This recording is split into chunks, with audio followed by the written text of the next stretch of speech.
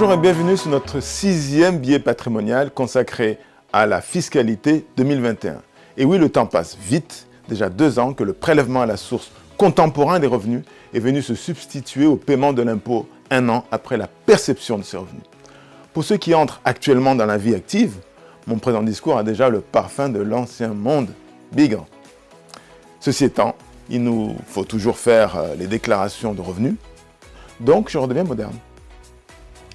C'est l'occasion pour moi de vous proposer un petit aide-mémoire relatif à la fiscalité 2021 sur revenu 2020. 1. La taxe d'habitation des 20% les plus aisés commence enfin à baisser un peu.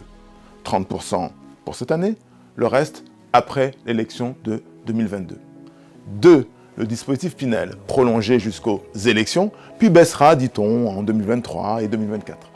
À propos, le dispositif Pinel est une loi qui a pour vocation à inciter les contribuables d'investir dans la pierre contre un très bel avantage fiscal et des revenus locatifs. 3. Le malus auto sera mis en œuvre, mais plus progressivement que prévu initialement.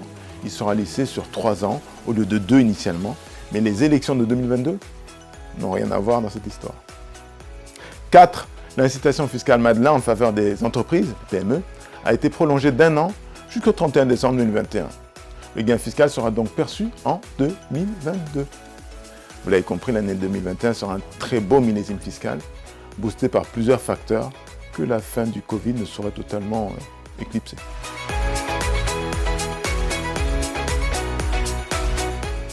Près d'1 an après la mise en place du prélèvement à la source, la déclaration de l'impôt sur le revenu a été automatisée pour près de 10 millions de foyers fiscaux.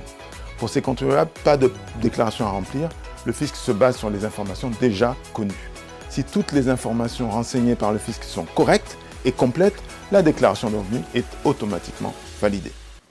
Les contribuables éligibles à ce dispositif automatisé seront prévenus par courrier ou par mail. Ils pourront évidemment apporter des modifications à leur déclaration si certaines données sont devenues caduques. La déclaration en ligne est possible depuis le jeudi 8 avril. Les contribuables qui reçoivent toujours leur fiche d'impôt sur un document de papier devraient le recevoir dans la même période.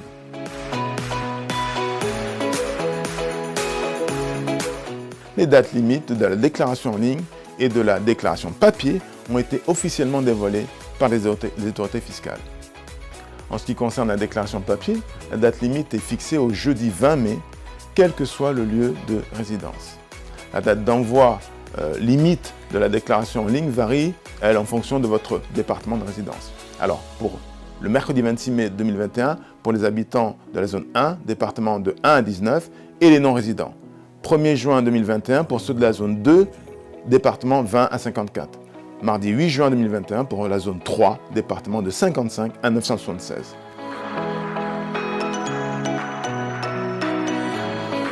Depuis 2019, la déclaration en ligne est obligatoire pour tous les contribuables, dès lors que leur logement est équipé d'un accès à Internet et qu'ils sont capables de la remplir.